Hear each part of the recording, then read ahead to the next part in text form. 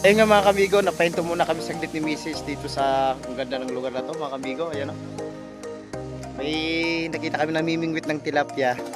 May huli sila. Kaya tingnan natin yung huli nila mga kamigo. Ayan mga kamigo, huli niya oh. Wow. Diyan o. Ayun.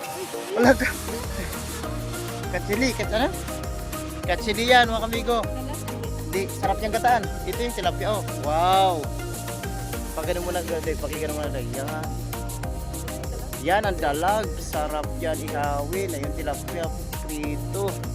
Mga kamigo, oh, ito yung panghuli niya oh. Ayan oh, ganyan lang yan. At nandito sila sa magandang lugar mga kamigo. Yan. Ito yung buhay probinsya. Libre ulam na, di ba guys? Yun oh. Yan si kuya nakahuli. At si Mrs. yung namangha, ano, parang ano? Normal lang yun. Baka may huli, ang tabayan na natin.